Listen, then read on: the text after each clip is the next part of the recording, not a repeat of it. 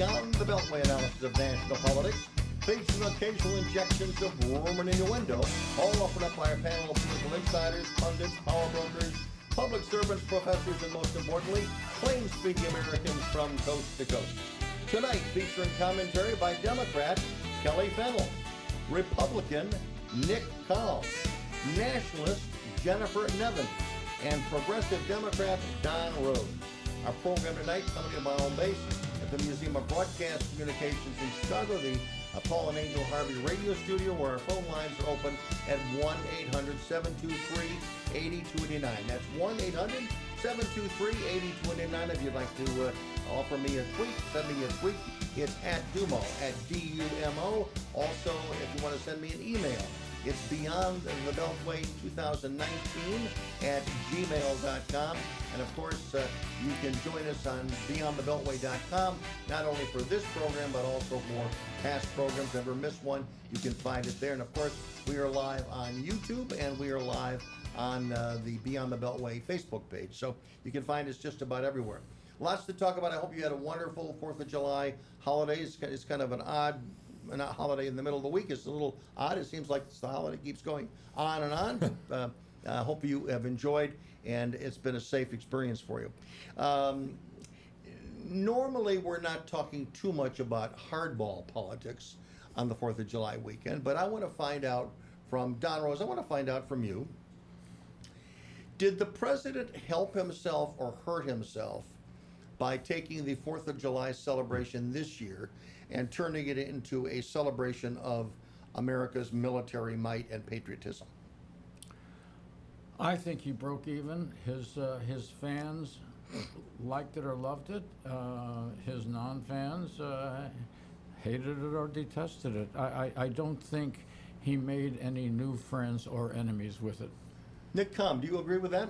Well, I think he actually won in many respects, because I think he trolled the Democrats and the media to basically, in anticipation of him making a very partisan speech and turning it into a partisan spectacle, the fact that he didn't do any of those things made them look terrible, because he came off as a very patriotic person and a leader as well, and the people who were criticizing him before the parade looked really foolish. Did the error on the teleprompter about the airport during the Revolutionary War, did that reduce what could have been a home run into some form of ridicule that just it fans the flames of No, those actually, I think the ridicule is really on the people who are making such a big deal out of a one half-word error, because there were ports, and there were not airports, obviously, in 1776, but there were ports, and those were clearly what the word that should have been uttered. But one half word in an otherwise, 40-minute speech and a terrific event?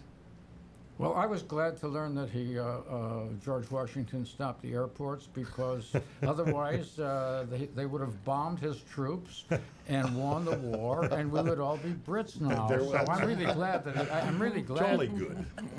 to learn how this happened. Kelly Fennell, what's your reaction to the president's use of Independence Day?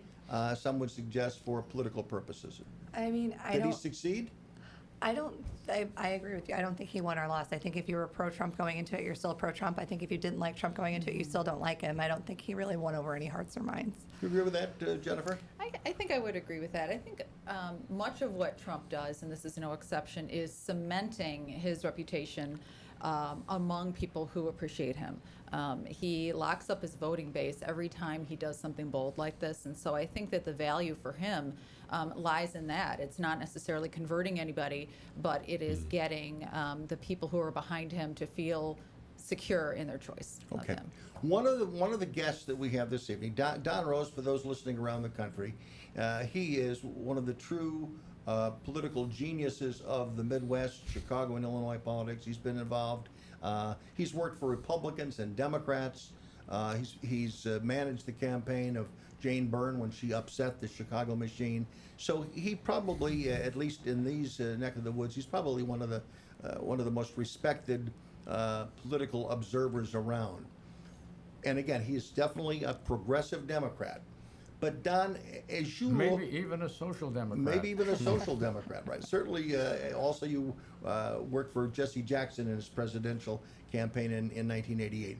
As you look at the race right now, how do you handicap this race? Well, contrary to most of the conventional wisdom, I am beginning to think that the leadership is locked in, that the 4 candidates who are now in double digits by almost most of the polls that you see, that is Senator Harris, Senator Warren, Senator Sanders, and former Vice President, whatever his name is. Biden. Oh, yes, yes. They have been out of the gate, the leaders. We had a little play with Buttigieg, and maybe a thought of somebody, what's his name with the spinning hands, Beto. I think they've had their play, and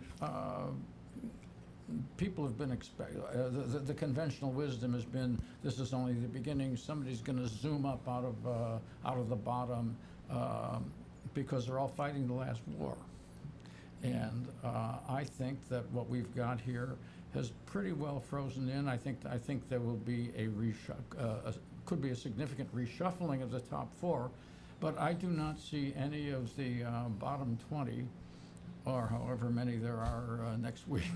I don't see them making the kind of play. Everybody thinks they want to be Obama, coming out of nowhere, not necessarily Right. modeling, but, Obama came out of nowhere and zoomed up and beat the establishment and so on. I think the establishment is set. The established are those 3 senators and former vice president.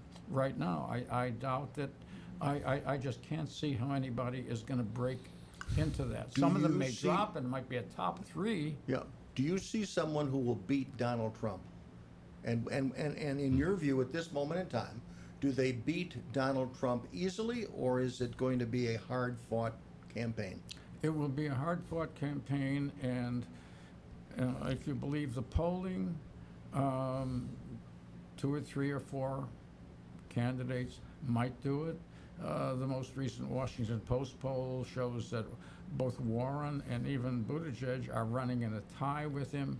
We know that these things are barometric, they're not predictive, and they're only snapshots in time, et cetera, et cetera. But as of now... But they showed Biden with a 10-point lead. They showed Biden with a significant lead, even more significantly for Biden, even though he's in the current, the newest Washington Post poll, he is winning with 29%, leading the field with 29%. But when they ask the question, who has the best chance of beating Trump, his number goes up to 45%. He's way, way ahead on who can win, and I think that is going to continue to lock him in. Now he is quite capable of a big fall, but I think today he's a better shot than I thought a month ago. Okay. When we come back, we're going to talk about the issues that will define campaign 2020, one of which is illegal immigration and the mess on the border. Back shortly.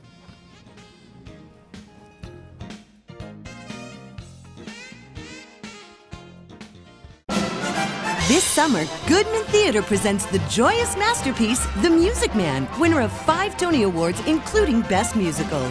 Directed by Tony Award winner Mary Zimmerman, The Music Man features memorable favorites like Till There Was You, 76 Trombones, and more. The New York Times calls it one of the sunniest musicals ever, and the Chicago Tribune says when it comes to creating stories on stage, Zimmerman is a master. The Music Man, for a limited time only at Goodman Theater. This summer, Goodman Theater presents the joyous masterpiece, The Music Man, winner of 5 Tony Awards, including Best Musical. Directed by Tony Award winner Mary Zimmerman, The Music Man features memorable favorites like Till There Was You, 76 Trombones, and more. The New York Times calls it one of the sunniest musicals ever, and the Chicago Tribune says when it comes to creating stories on stage, Zimmerman is a master. The Music Man, for a limited time only at Goodman Theater.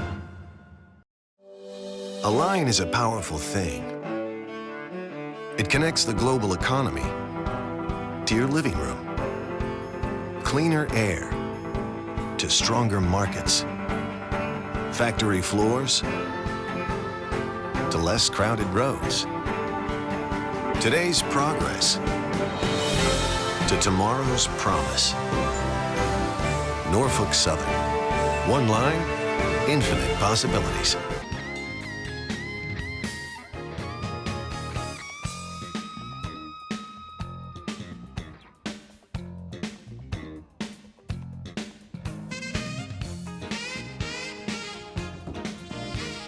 Bruce DuMont back in Chicago. Let's go to Jennifer Devins. Jennifer, you wanted to offer a differing view as to the power of Joe Biden.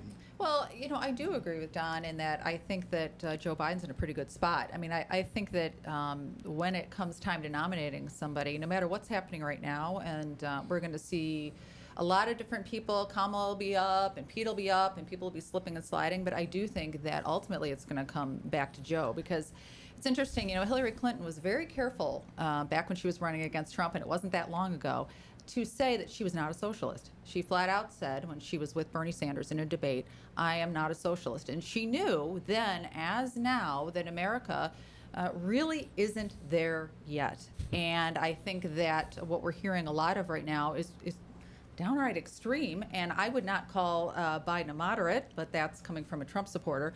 But I think that at the end of the day, the Pelosi wing and the grandmasters of the party are going to say there's really no way that we can go with anybody other than Biden. Nick. Well, the interesting thing is I think there's a bit of a schism, and you alluded to it, Jennifer, with your comments about the Pelosi-AOC split, but certainly you've got the party faithful that are rounding up and supporting Biden because they do believe, correctly so, that he's probably the best choice to run against Trump, but the rest of the party is drifting, if not firmly in the socialist camp. But it's interesting to watch Biden and how much he is, I think, struggling a bit. He struggled in the debate. He struggled in the interview with Chris Cuomo. He has lost a step, and that's already a vulnerability that Trump is exploiting against him, and that's only going to continue to get worse. I do believe that he's going to get the nomination ultimately because the party money wants the safe bet. They want sort of a return to sanity and normalcy if Trump represents the antithesis of that. I think they want to see Biden because they think, and the polls show, that he would win. One of the other things, when you compare him with Hillary Clinton, when she ran for president, she had been banged up by the conservatives, by the Republicans, and to some extent by some in the media for almost 15 years, 12 years. And there was a likability quote. She even addressed the likability issue.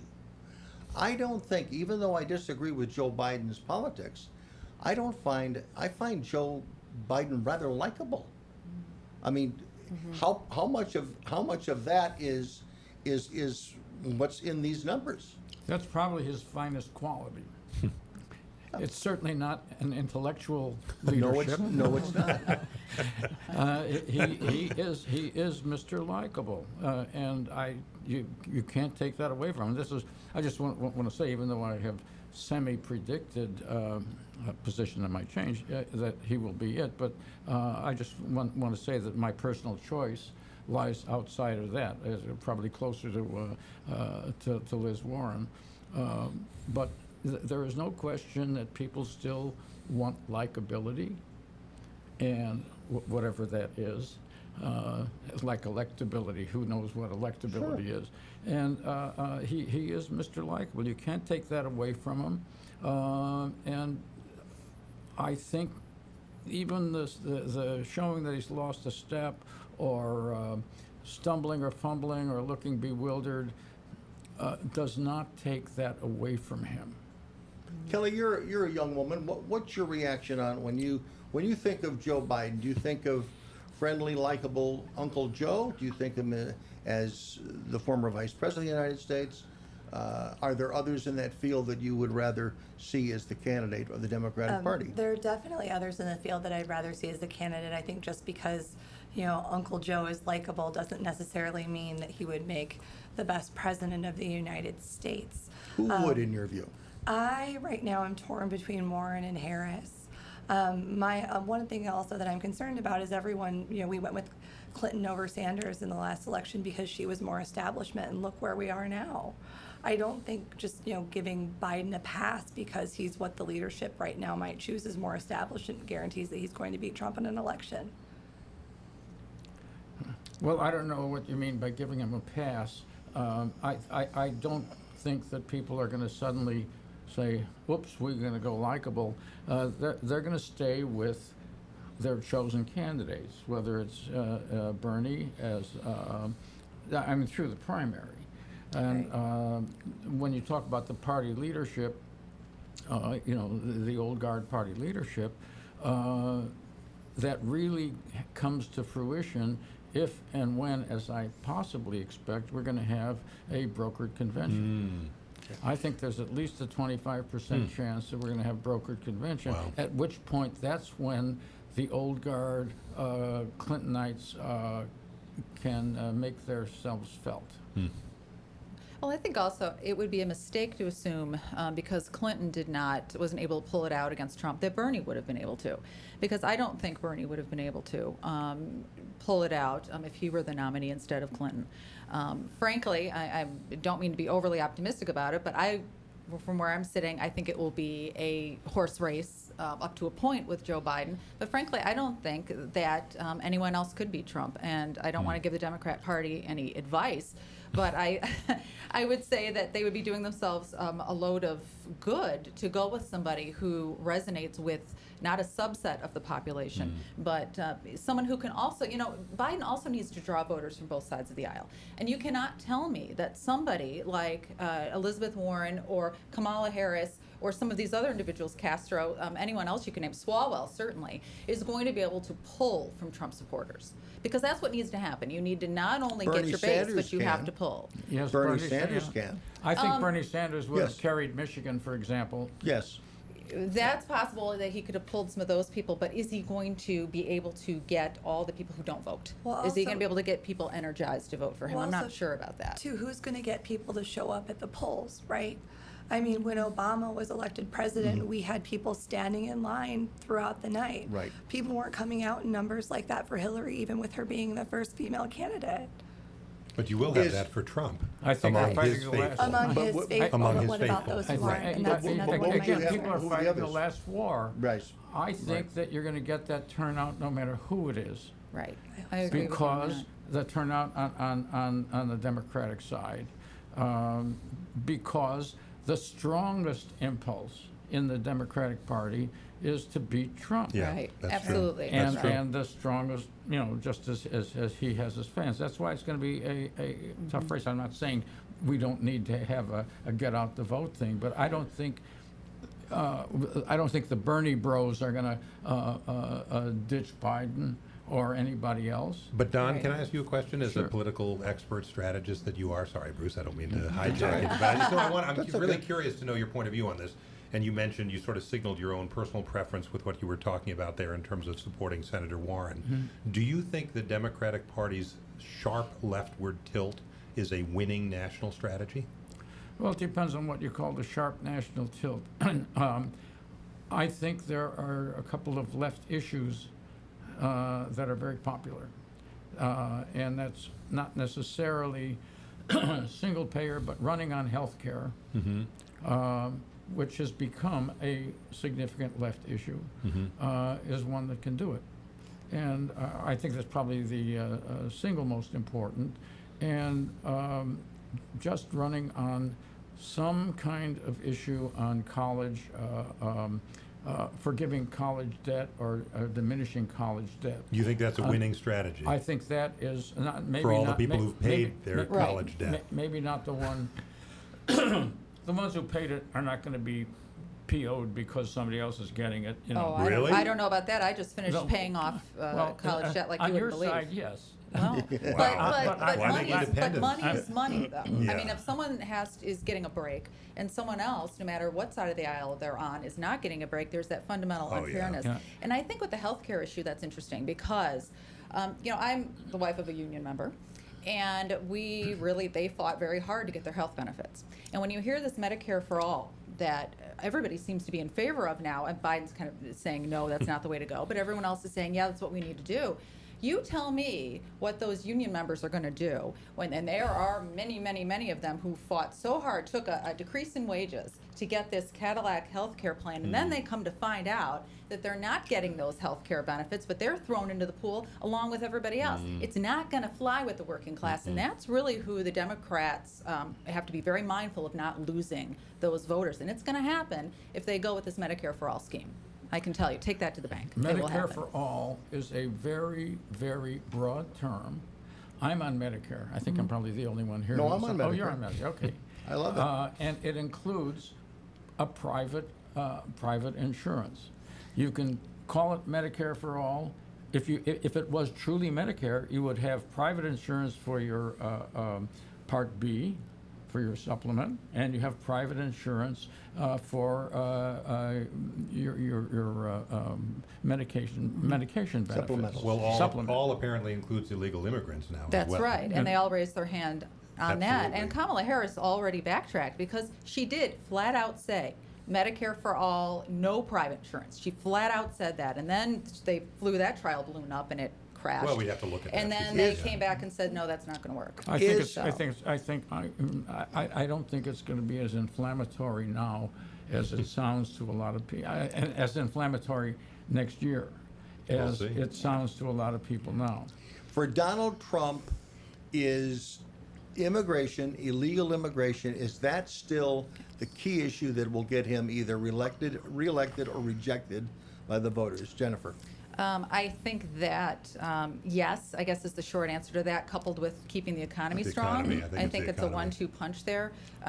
But I think it is a winning issue, and it's increasingly winning issue. When you have Fareed Zakaria come out, flat out admitting he hates Trump, and he's admitted that, flat out saying, I hate to admit this, but Trump's right on the asylum thing. This is a mess. It's a mess, and they're gaming. Some of them are gaming the system. The system's vague. This 2-year callback period, people are all skipping out, and it is a mess, and it pains him to admit it. So I think that it is a winning issue for Trump. When we come back, I want to hear Kelly Fennell, because this is the issue right up her alley, and I want to hear from her and reaction to the role it will play in the 2020 election. I'm Bruce DuMont. Back shortly. What are you talking about, too? Hi, I'm Ryan Sandberg, and I want to tell you about Miracle, the musical, inspired by the 2016 champion Chicago Cubs. It's one of the best productions I have ever seen. Now playing at the Royal George Theater. Do not miss it. Flintstones, meet the Flintstones, they're the modern Sonic family.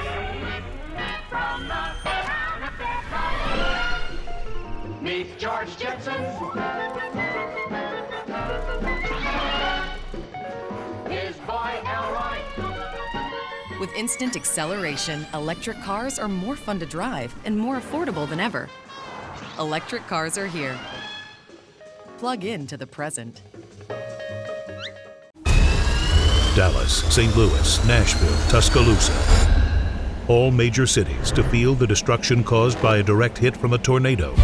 Is Chicago next? It's not a question of if, but when, and the clock is ticking.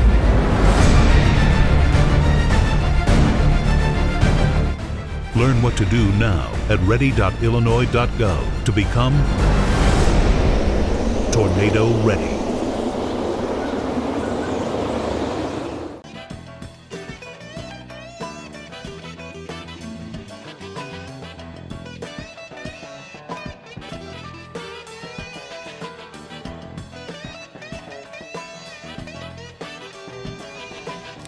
Bruce DuMont back in Chicago. Thanks very much for joining us. Let me have our guests now introduce themselves, and we will begin with Kelly Fennell. Kelly? Hello, my name is Kelly Fennell. I'm an associate immigration attorney at Hughes, Sokol, Pierce, Resnick, and Dim, and I am also the chair of the Advocacy Committee for the American Immigration Lawyers Association Chicago chapter. And when was the last time you were at the border? So I was in Dilley, Texas, at the South Texas Family Residential Center, which is where we're detaining women and children, this past February. And then I was at a conference this past June hearing from various NGOs and nonprofits who actually are manning the border right now. Early in the year, the president kept saying there was a crisis on the border. And the Democrats, specifically Nancy Pelosi, wouldn't buy that. Now that we're 7 months into the year, was the speaker right in sort of not acknowledging the problem on the border? So when you're talking about the crisis, when the supposed crisis first began, again, I was in touch with the people that are staffing the representation at this South Texas Family Residential Center. They actually had a record number of low at that detention center. So while you had all of these people, women and children, flooding the bus stations in San Antonio, Texas, a facility designed to hold 2,400 people, had a population of about 300. So my question was, if all of these beds were too full to detain them, why are these facilities empty and why are they being flooded to a bus station? Okay, so explain to me who was telling the truth then in the early part of the year, in your view? Well, Because it looks like a chaotic situation now. Would you acknowledge that? I think it's a chaotic situation created by this administration and this administration's consistent attack on asylum seekers. Okay. Jennifer, tell us who you are. And on that note, and we'll pick up the discussion. I am Jennifer Nevins. I am a nationalist conservative. That means that, well, basically, I generally vote Republican, although it sometimes is a challenge for me to do so. I am a Trump supporter. Bruce has had me on and refers to me sometimes as the original Trumper, because when there were 17 people on that debate stage, I was for Donald Trump from the beginning. And I'm happy to be here, as always. Don Rose. I'm Don Rose. I'm a political consultant of some 40 or 50 years here in Chicago. And I currently, for the last 10 or 12 years, have also been writing a column, a weekly column for the Chicago Daily Observer. Okay. Nick Kalm.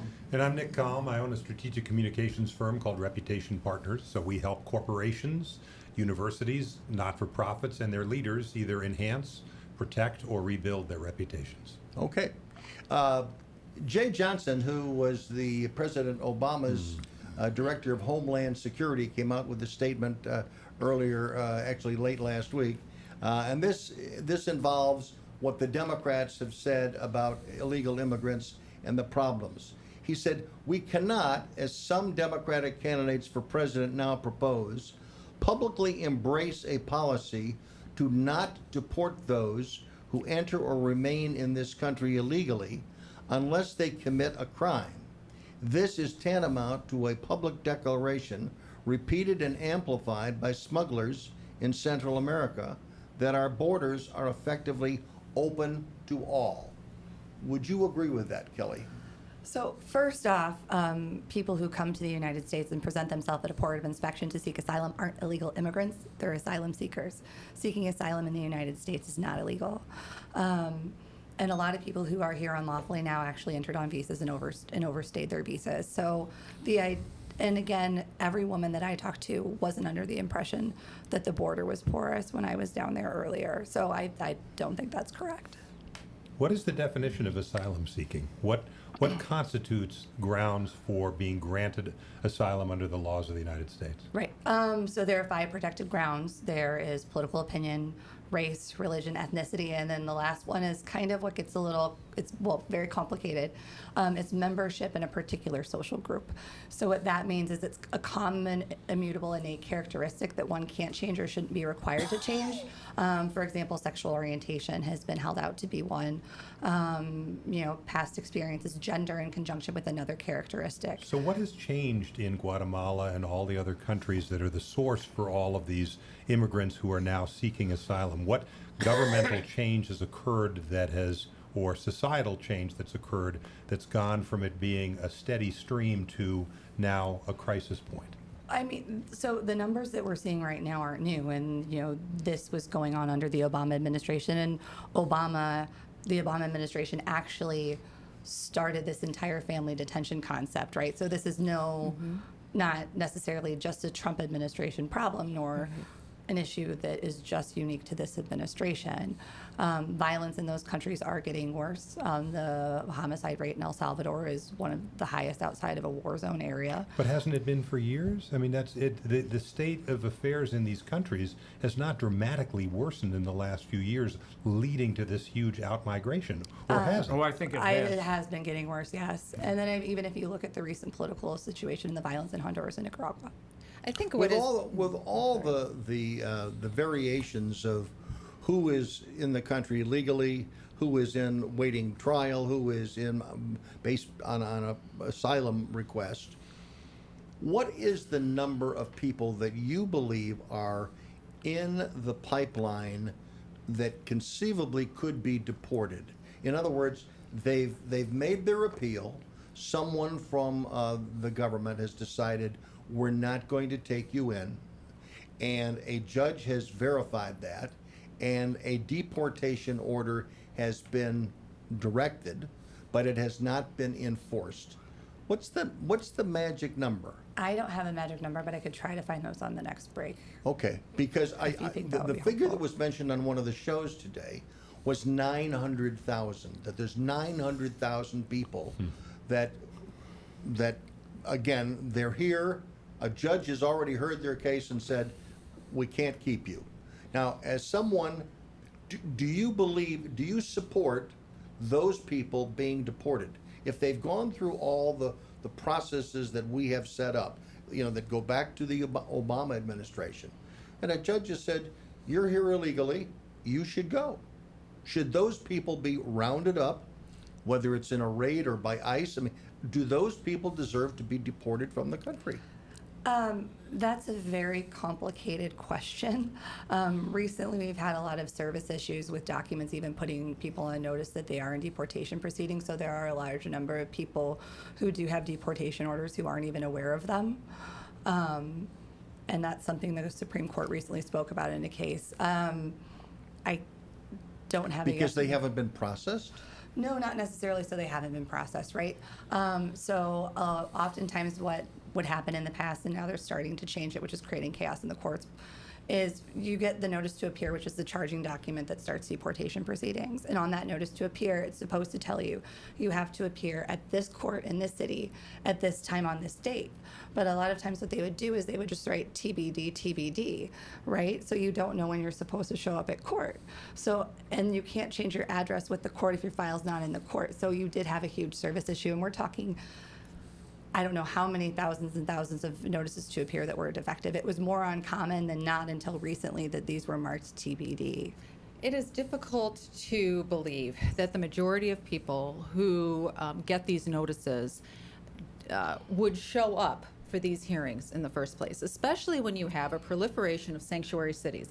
You can't even, the police can't even, and ICE can't even go after to serve these warrants to bring people in anymore in a surprisingly large and a growing number of cities. Fareed Zakaria's article, and we all know that he's no fan of Trump, came out, this is a quote from his article, that he says that the asylum system needs to be changed. He said that the fraud is easily perpetrated, the rules are vague, lax, and being gamed. And he says it pains him to say it because he is an ongoing critic of Donald Trump's. This is the situation that we have. The asylum situation here, it's a joke. And when all of these people are coming up through Mexico, if it truly is a safety issue, and I'm sure that for many people it is, why are you not staying in Mexico? Mexico is now allowing people to stay in Mexico, but people are going all the way through, making a very, very dangerous Because it's journey economic up. opportunity. There is, That's the real and it's an reason they're coming inducement. here. And the Democrats are inducing, I firmly believe this, people to come when you have all the candidates raise their hand and say, yes, people here illegally should be given health insurance, they should be given college, they should be given everything that citizens have. Tell me how that's not a magnet for people to come. First Kelly. off, statistics show that the majority of people in deportation proceedings actually do show up. And that's Where is that from? particularly I've high never level heard there. The track report put on by Syracuse University actually shows that, along with several other of and the immigration court statistics. So that's actually a common misconception. And with counsel, people tend to show up, especially if they do have an asylum claim that they're fighting out in court. I've been But practicing. again, are these people that have been also ordered deported? So I have clients right now that we're fighting motions to reopen for. And then going back to, people do show up for deportation proceedings. That's not what the stats say. And secondly, even in these so-called sanctuary cities, and Lori Lightfoot came out and said the same thing, that doesn't mean that they're not going to order a warrant signed by a judge, not ICE, not someone from the Department of Homeland Security. Even in sanctuary cities, you do have people honoring and law enforcement honoring warrants signed by judges. And even in Chicago, we still have our criminal gang database. And in other cities that are supposedly sanctuary cities, they have that too. So I think that's actually completely disingenuous. And every single person that I've ever talked to didn't come here for free health care or for free college. Do If you you're think, talking Jennifer, about asylum do you think seekers. at this point, given given the fact that Donald Trump has been president for a couple of years, this is his signature issue. Yeah. He's had frustration with trying to do things, and the courts have slapped his hand. A couple of things got through. There's the video of the children, which we know is not, and that's not good video. Right. My question to you is, has too much happened on Donald Trump's watch that's frustrating maybe some original Trumpers, and so you know what, we hired this guy because we thought he would do a better job in cleaning up immigration, and he may be trying, but he's not succeeding. I think that's the question. Okay. I'm going to give you 3 All minutes right. to think about the Okay. answer. Back Great. shortly from Chicago. I'm Bruce DuMont.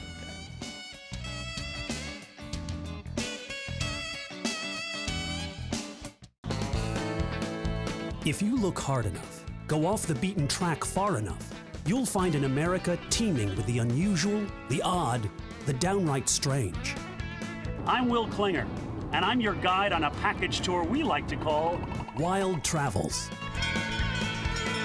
Join us on our weekly road trip to see America's most offbeat and unusual attractions. Wild Travels, available on your local PBS station, or it darn well should be.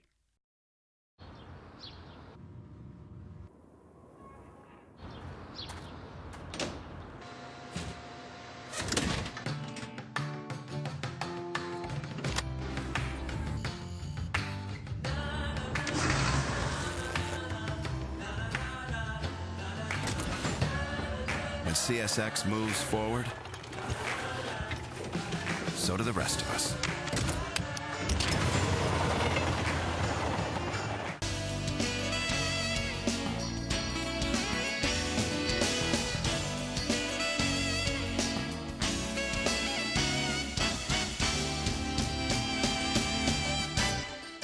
In terms of being able to come illegally. Bruce DuMont back. Nick Com, you were making a point during the break. Go ahead. Well, I was just saying that I honestly don't believe that most of the folks that are coming here, that are streaming into this country, are coming for asylum reasons. I believe they are coming for economic reasons, jobs, as well as the substantial benefits that are already available to them. Do you believe, I'm asking my Republicans, do you believe that the question that I asked before the break, and that is, Donald Trump has been in charge for 2 years. Right. Is he doing a good job administering the whole immigration process? Legal, illegal, asylum, what's his grade? Right. He's got the reins of power. He's been frustrated by the reins of power. Right. But with the power that he has, is he making things better or worse? Well, if he had been given all the money that he wanted for the border wall, If he had been, and he was doing what he was doing now, I would have to give him probably a D. But because he is not a king, contrary to what the Democrats try to say, Trump makes himself out to be a king. He's not a king, and he cannot appropriate money out of thin air. So he was, he's built trying. He's built 42 miles of border wall. 42, because that's all the money he had to do that. Just this a couple weeks ago, we had the census. Can't even put down on the census, make it a census question about citizenship. His hands are being tied, not just with the Democrats, but in the court. So there's only so much he can do, and it cements his underdog status to his base, and I don't think he's going to suffer for it. I agree with Jennifer to a very large degree. I think if you can take somebody who's the staunchest Trump supporter and the harshest Trump critic, and everybody on both extremes and in between will agree that Trump has been doing everything that he can to try to stem the flow of illegal immigration in this country.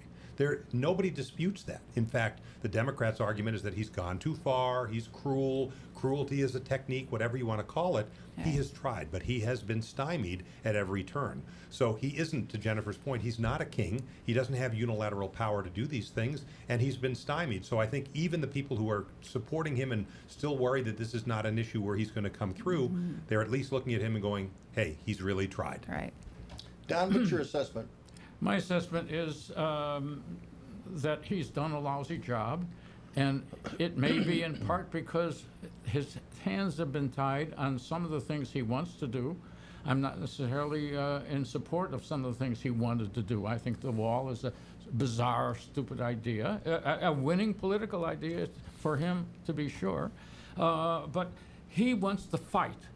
he doesn't care whether he wins or loses. He does not care about the lives of those people. But so do Democrats, Don. I mean, the Democrats are exploiting the current crisis that is occurring But on who the made border. it? Trump made Barack it. Obama. No. Come on. So Did family Trump detention was a induce- problem under Barack Obama, but we did not have detention going on the way we do now. We did not have the remain in Mexico policy going on the way we do now, and conditions were not as harsh. Right now, we're seeing more long-term permanent residents being put into deportation If proceedings Nancy under Pelosi Obama. had decided in January, when the president said there was a crisis, if she would have come forward with $4 billion that she came across with a couple of weeks ago, what would have happened? If $4 billion had flowed in, I mean, would there be air conditioning in the detention centers? Would there be toothbrushes? Would there be beds? You've seen some of this up front. Right, I have. If you had $4 billion that Congress approves, bipartisan, you got $4 billion. How would it have improved? Would it have hired more judges? Would it have better detention? What would have happened with the $4 billion if it came in January, not July? We don't even need to be detaining all of these people. There are alternatives to detention that are more economically efficient. Like what? I have several clients that are on ankle monitors that check in with an ICE officer every month or bi-monthly, depending on how long they are. So women and children are going to have cheaper. ankle monitors? Women I can only imagine. Women have ankle monitors now all of the time. Okay, that costs a lot of money to maintain Actually, and it's track. We're less. not going to be putting those but in. it's less money it was than part of the $4 detaining million. someone. Well, I and mean, also, $4 billion, and Democrats are complaining, I mean, and I maybe don't want anyone rightfully in ankle so. monitors, by the and way, didn't but that's they an option. restrict the bed space in this bill that the Democrats In the came most up with? recent bill, They restricted. They did not build as many beds as the Republicans wanted. They restricted the. So why? Why? Could it be because this crisis benefits them politically? We talk about how Trump wants to hurt people. Oh, he doesn't. He wants to hurt. Well, here's a shining example of people whose lives are being negatively impacted because it's a political consideration. And that's what I find absolutely incredible, and that's what I find to be disingenuous. Do you Completely. think that all of the stories about the detention centers and the alleged cruelty there, I want to say alleged cruelty because I haven't seen it with my own eyes, do you think that's a deterrent for people in Honduras and Guatemala? Are they No. going to stay home because No. things are so bad in the United No. States? You can build a wall as high as you want. You can make detention conditions as terrible as you want. If someone fears for their life, they're going to keep coming. And they're going to risk their children's lives. I mean, if you have two choices, stay and die or flee and maybe live, what are you going to do? Yeah, Is that, staying- I don't think there's these any are- grounding for No. any factual basis whatsoever for those kind of extreme characterization of they- the conditions if- in those yeah, Central if they American stay in countries Mexico, that they're have gonna die. changed again, that have changed in the I last disagree. 10, 15, 20, 25, 30 years. Those countries have not been garden spots for my entire lifetime.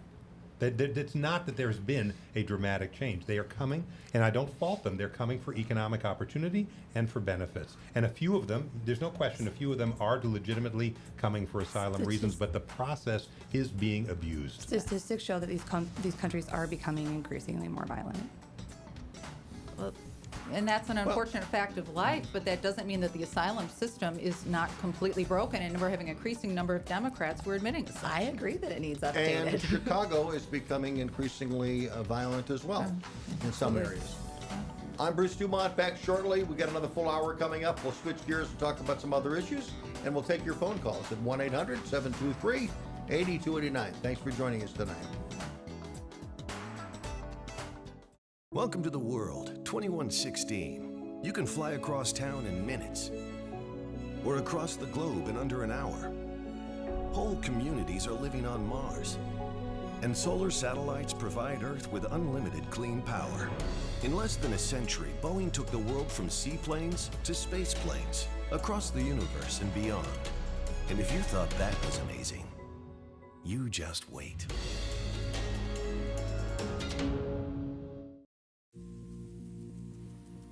Today, fresh fruits and vegetables will go from a field in California to a grocer in Miami.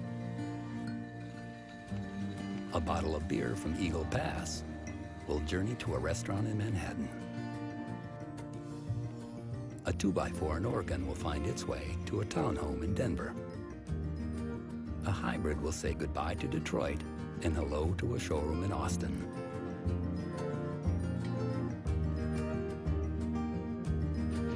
while a steel beam will leave a mill in Illinois for a high-rise in Phoenix.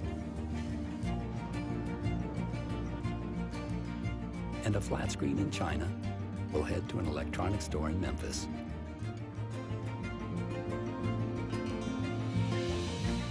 Because today, as every day, wherever you find business, you'll find us.